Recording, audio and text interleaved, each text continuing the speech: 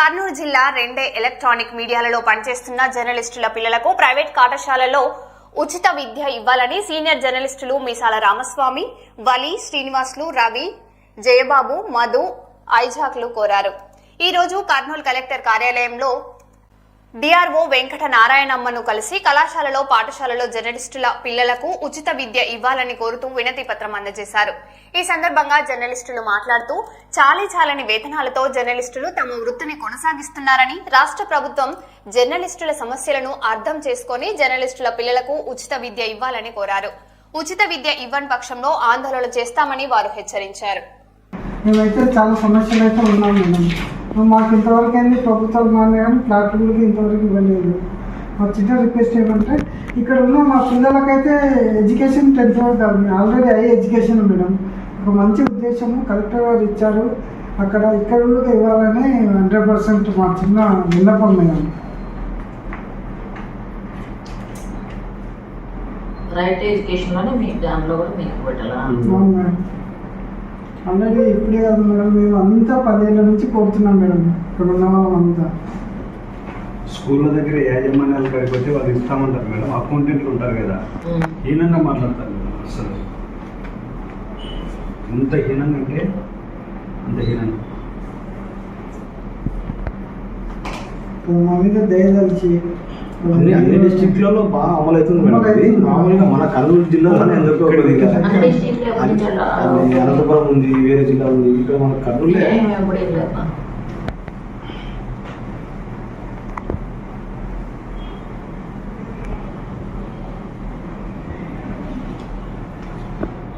మేము అనేక సార్లు గుండు దూచుకుని అన్ని కార్యక్రమాలు చేసినప్పుడు మా కర్నూలు దయచేసి మీరు మా మీద దయ ఉంచి తీసుకున్నాను టీచర్స్.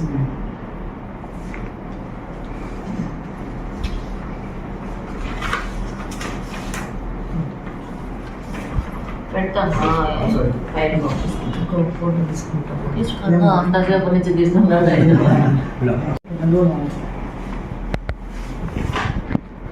ఒక 2 ఫోటోలు తీయండి సార్.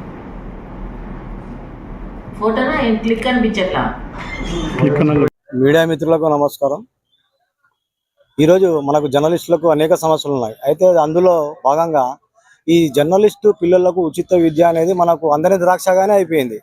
ఎన్ని యూనియన్లు వచ్చినా, ఎంతమంది వచ్చినా మనం ఈ సమస్యను అధిగమించలేకపోతున్నాం. కాబట్టి అన్ని యూనియన్లుగా, ఒక్కొక్క యూనియన్ కాదు, అన్ని యూనియన్లు కలిసి ఈ ఉచిత విద్యను 50% కాదు 100%గా మనం సాధించాలి. అప్పుడే మనకు న్యాయం జరిగినట్టు ఉంటుంది. అదే సమస్య పైన మళ్ళీ ఈరోజు మనము అందరం కలిసి మీడియా మిత్రులందరం డిఆర్ఓ మేడం గారిని కలిసి వినతి అందించాము.